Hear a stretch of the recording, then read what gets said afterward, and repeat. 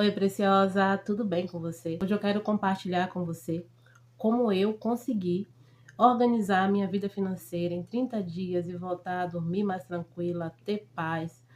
E foi um processo assim difícil, mas Deus me deu sabedoria e graça e eu estou conseguindo dia após dia vencer.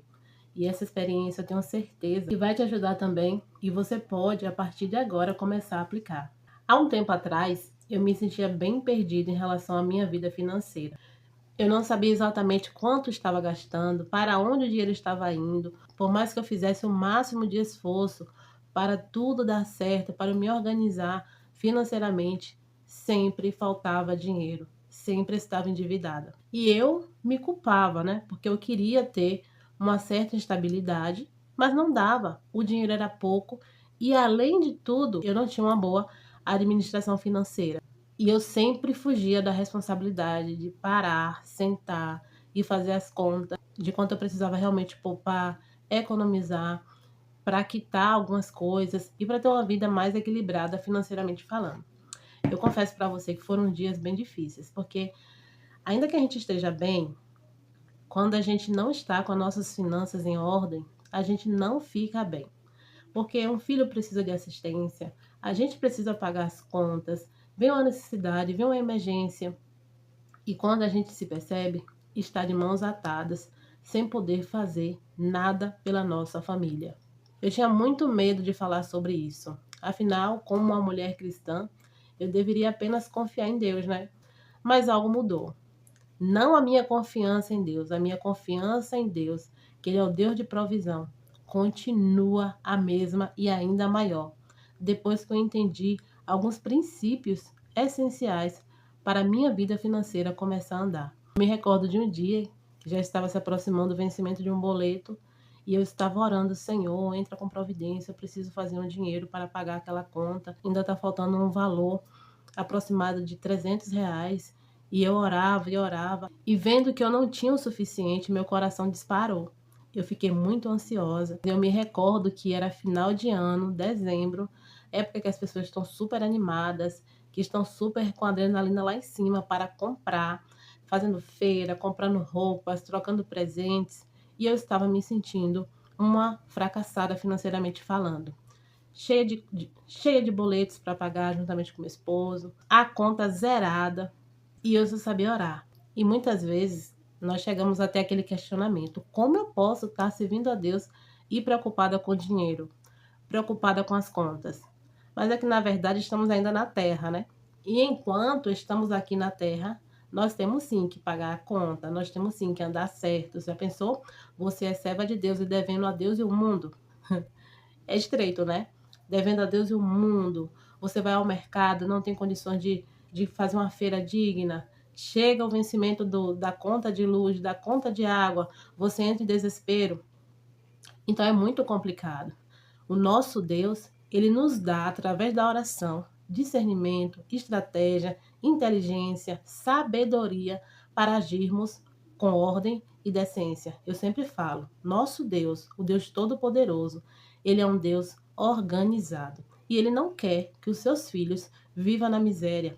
Ele não quer que seus filhos vivam devendo às pessoas, vivam correndo, se escondendo, envergonhados. Graças a Deus eu nunca passei por essa situação de dever ninguém, a ponto de correr e me esconder de ninguém. Não, graças a Deus. Eu sempre fui de fazer os meus compromissos conforme eu alcanço. Mas, por exemplo, uma fatura de um cartão, que a gente atrasa o pagamento, e aí vem o quê? Vem os juros mais altos para a gente pagar.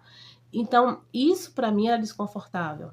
Pagar em atraso, ou chegar a data, você tá ali desesperado. Graças a Deus, sempre surgiam estratégias. Eu vendia uma coisa, vendia outra, e eu sempre fui correria. E voltando a falar do dezembro, o dezembro que eu tive uma crise de ansiedade, porque eu sabia que eu tinha que pagar uma conta, estava chegando, se aproximando a data, e eu ainda estava sem o dinheiro. E eu lembro que eu tenho uma loja virtual, que eu vendo algumas coisas relacionadas à mesa aposta.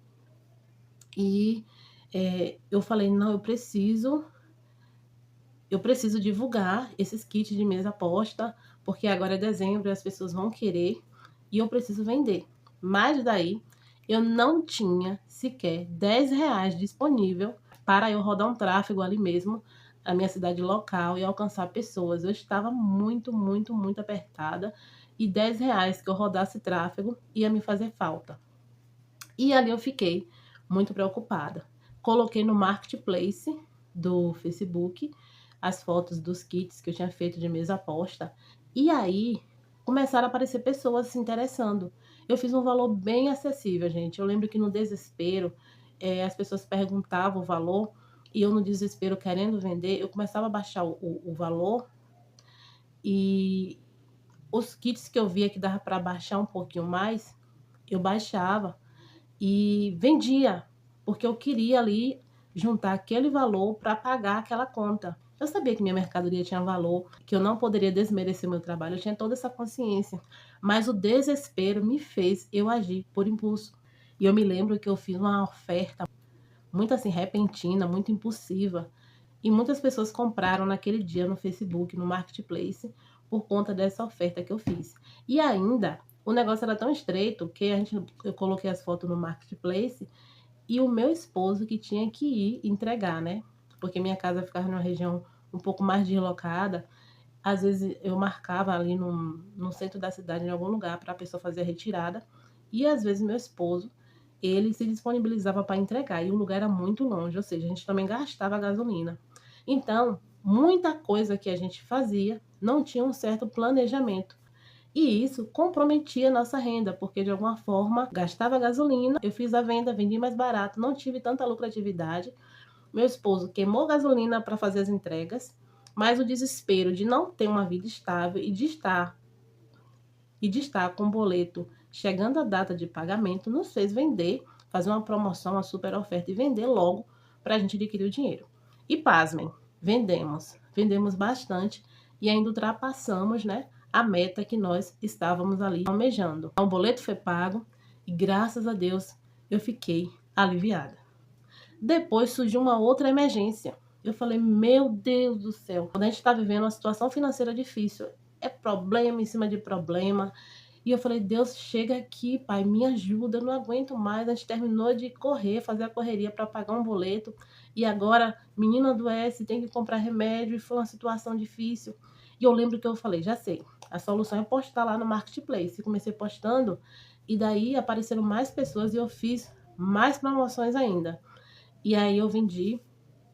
E nessa ansiedade exagerada, eu passei por uma crise de ansiedade. Eu nunca tinha vivenciado uma crise de ansiedade. Eu não fazia ideia do que seria uma crise de ansiedade. E naquele momento de crise, de exaustão, eu estava cansada, eu não estava dormindo direito. Eu tinha que providenciar, ir na rua, comprar o tecido, confeccionar os jogos americanos, confeccionar tudo, deixar tudo bem certinho com um menino pequeno, criança doente. Para mim não foi fácil, eu não tinha estoque. Então, tipo assim, eu tinha as fotos já prontas do kit. Se a pessoa se interessasse, eu ia lá e fazia, né? E ainda ia aventurar, chegar no centro da cidade, procurar o mesmo tecido que a pessoa gostou. E quando não encontrava o tecido que a pessoa gostou, era uma luta muito grande. Aí, para a gente tentar convencer a cliente de gostar de uma outra estampa que tivesse ali na loja, era uma outra situação também, assim, bem desgastante. E aí eu tive uma crise de ansiedade, fui parar na UPA da minha cidade e passando muito mal, o coração acelerado, e eu pensava que eu ia morrer. Eu não sabia que eu estava tendo uma crise de ansiedade. E eu ficava assim, meu Deus, meu Deus, meu Deus. Meu marido não pôde entrar comigo, ele estava com as crianças do lado de fora no carro. A gente não tem grupo de apoio, minha mãe ajuda. Quando nós podemos pagar um hotelzinho, né? A gente paga. Sempre foi eu e meu esposo para tudo. E minha mãe, que é Deus no céu e minha mãe na terra. Fora disso, mais ninguém. Então, eu lembro que nesse dia minha mãe não estava muito bem. Então, meu esposo me levou na UPA. E com meu bebê adoentado, meu outro filho, ele não pôde entrar. E eu não queria também que ele entrasse comigo na UPA ali, que eu estava passando mal. E o lugar também não era propício para bebê. Ele ficou no carro e eu lá dentro do hospital passando mal e o coração apertado e eu faltando ar. Eu falei, Senhor, eu vou morrer. Comecei a pedir perdão a Deus, vai que eu tenha pecado em alguma coisa que eu não tenha, né, percebido. E eu falei, pronto, é agora que Deus está me chamando. Eu estava passando por uma crise de ansiedade. Tudo isso por quê? Por causa de uma vida financeira desequilibrada. E aí eu fui medicada, né? E depois de longas horas de aflição, passando muito mal com o efeito do medicamento, eu apaguei. E quando eu acordei super grogue, né, pelo medicamento ali e tal, minha mente começou a funcionar, né? Eu falei, meu Deus, quanta correria desenfreada, tudo isso porque eu preciso ter o mínimo possível de dinheiro para comprar um remédio, para fazer alguma coisa. Olha a nossa situação. Meu esposo, por outro lado, tendo que pagar todas as despesas dentro de casa, feira, isso e aquilo. E graças a Deus por isso, porque é bom termos um esposo provedor. É ótimo isso, né? Ter o marido como provedor. Mas nós, mulheres, quando vemos que as coisas não estão bem, e se nós temos a habilidade, é como eu falei no vídeo anterior, se você não assistiu o vídeo sobre a mulher de Provérbios, assista, tá muito especial. E fala sobre isso, né? Que se você tem o seu dom, a sua habilidade, e você pode auxiliar o seu lar, construindo uma renda para ajudar o seu esposo, pagar uma coisa ou outra, faça. A mulher de Provérbios era essa mulher que edificava o lar e tinha uma renda. Ela era uma mulher que tinha estratégia. Ela não fazia qualquer coisa, ela planejava muito bem as suas ações. Então, ela era uma mulher de negócio, ela era uma mulher do lar, que honrava o seu lar, a sua família e também tinha o seu negócio lucrativo. Então, se você pode fazer algo para melhorar a sua vida, não fique esperando, porque o meu marido é o provedor, ele que se acabe para fazer. Isso é tolice, por favor. Se você tem condições, se você tem saúde, se você tem habilidade, se Deus te deu a direção, faça. E depois de eu passar por aquele momento ali de aflição no hospital, que a minha mente foi chegando para um lugar, que eu fiquei reflexiva, eu falei, meu Deus, a que ponto eu cheguei? E pasmem, eu melhorei, saí do hospital pensativa, que eu precisava mudar de vida. Eu já estava nesse processo de começar a orar para Deus mudar, e Deus já estava trabalhando, mas ainda tinha muita coisa que ainda estava precisando ser alinhada. E aí eu vi um carro ali, ainda meia mole, e pensando, né, na minha situação. E neste dia eu cheguei em casa ainda, tive que arrumar o kit, né, deixar tudo bonitinho, e meu esposo foi entregar, fazer a entrega, porque a gente precisava muito daquele dinheiro para pagar os medicamentos e as coisas ali dos nossos filhos. E passando-se alguns dias de reflexão, pensando sobre a minha vida, pensando sobre as minhas finanças, pensando sobre o tempo que eu trabalhei, eu não soube poupar, eu gastava meu dinheiro com coisas supérfluas, eu também não tinha estratégia para investir, eu não tinha estratégia para investir em algo sólido, em algo que me desse uma lucratividade, que rendesse, que multiplicasse. Eu não tinha essa estratégia. E buscando a presença de Deus, orando, pedindo direção a Deus, eu comecei a ler minha Bíblia, foi quando eu abri no livro de Provérbios, e eu comecei a ler e a entender mais sobre a vida dessa mulher, de Provérbios 31. E ali vi que a mulher de Provérbios, ela era intencional com seus recursos. Aqui tá muito calor. Eu tô falando com vocês, a boca tá ficando seca. Então, vou bebendo aqui uma aguinha. Gente, hoje é na xícara aqui, na caneca, né? E aí eu fui, e aí eu comecei a analisar sobre a mulher de Provérbios e eu falei, uau, é isso que eu quero para mim, é isso que eu preciso, tá na Bíblia. A Bíblia tem um manual para nossos problemas. Eu falei, Senhor, eu quero ser a mulher de Provérbios no meu tempo. Me levanta, Pai, eis-me aqui, me usa. Eu comecei. Imagine uma mulher intencional, estratégica, sabia negociar, planejar, investir. Foi uma virada de chave para mim. A mulher virtuosa, ela observa a sua casa e age com sabedoria. Eu comecei a olhar para a minha casa, a pintura já estava se desgastando, alguns móveis já estavam quebrando, algumas coisas já não estavam indo muito bem, e meu esposo sozinho, tendo que pagar uma conta, pagar outra. E eu, Senhor, cadê a estratégia? Buscando de Deus a estratégia ali o tempo todo, e Deus me deu a resposta. E a primeira coisa que eu precisei entender foi para onde o meu dinheiro estava indo. Porque por mais que eu vendesse mesa aposta, por mais que eu vendesse uma coisa ou outra, empreendesse, eu sempre fui criativa, gostei de fazer lembrancinha de uai, né? Que é o faça você mesmo. Dia das Mães eu vendi na rua, não tenho vergonha, não sinto que é algo para me envergonhar, trabalho honroso. Então, Dia das Mães fui para as ruas, vendi muito no Dia das Mães e meu esposo ali me acompanhando, e eu feliz porque eu estava ali fazendo uma renda extra, mas ainda não era a vida que eu pedi a Deus. Então eu comecei a analisar. O dinheiro está entrando. Agora eu não sei exatamente como é que ele está saindo. E aí eu fui para a ponta do lápis. Eu comecei a analisar o que eu estava gastando. E eu comecei a controlar tudo que saía. Pegava um caderninho, anotava. Era um lanche de final de semana, anotava. Comecei a diminuir as peças de roupa. Muitas vezes a gente vai comprando roupa e mais roupa. Ah, é baratinho. É R$ 25, é R$ 50. Aqui na minha cidade mesmo tem loja de roupa que as lojas de 25, nossa, chove. Que você vai olhando assim, mas de pouquinho em pouquinho o dinheiro vai saindo. E meu pai sempre fala, né? Ele tem um ditado assim: de onde tira quem não bota, acaba. E é justamente isso. De pouquinho em pouquinho, é só R$ 25. É só R$ 5. É um sorvetinho ali, né? É um passeiozinho ali. Aí eu vou pegar um Uber para ir daqui a ali. Sendo que você pode ir de pé e se exercitar. Não é perigoso, dá para você ir. Poupa esse dinheiro. E foi justamente isso que eu fiz. Eu comecei a observar da onde estava saindo, da onde estava entrando as brechas que eu estava gastando demais. E eu comecei a anotar. Quando eu comecei a anotar, eu falei: meu Deus, olha só que lista. De pouquinho em pouquinho, o meu dinheiro estava todo indo nessas coisas supérfluas. O primeiro passo é você tomar consciência da sua situação financeira. Como é que está as suas finanças? Você está em condições de estar sustentando a vida que você está levando? Pegue o seu caderno e comece a anotar. Anote tudo. Se você for tomar uma água mineral na rua, anote a água mineral que você tomou. Anote tudo, porque você vai ter um controle sobre as suas despesas. E olha só, você pode se surpreender quando você for somar o total desses pequenos gastos. Será que você está querendo viver agora um momento que ainda você não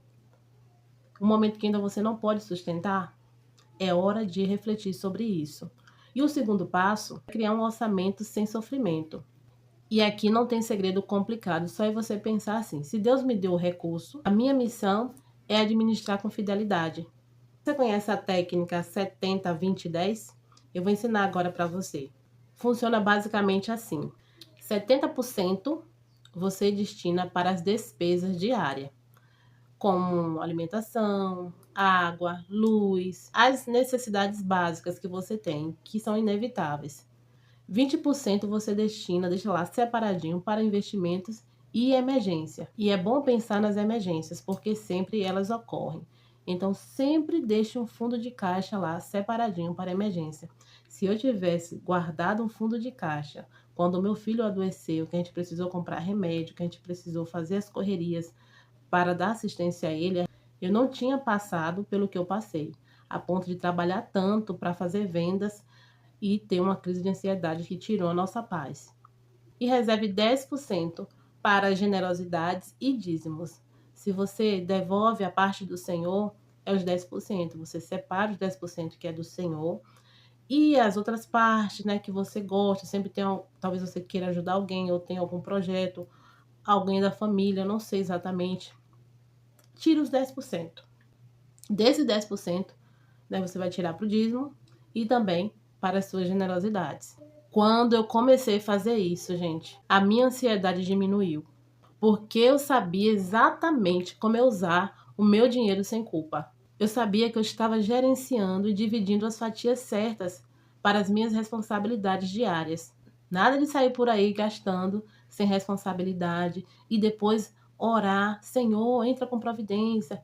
Olha, Deus, ele não se responsabiliza pelas suas irresponsabilidades. Nós somos conscientes de tudo que nós fazemos, então a gente precisa sim gerenciar isso com inteligência. O terceiro passo eu amo, é multiplicar com sabedoria. Você é uma boa multiplicadora? Me diz aí, você é uma boa... Responde aí para você é uma boa multiplicadora? Se vocês verem uma cabecinha de um bebê aí, é o meu filho.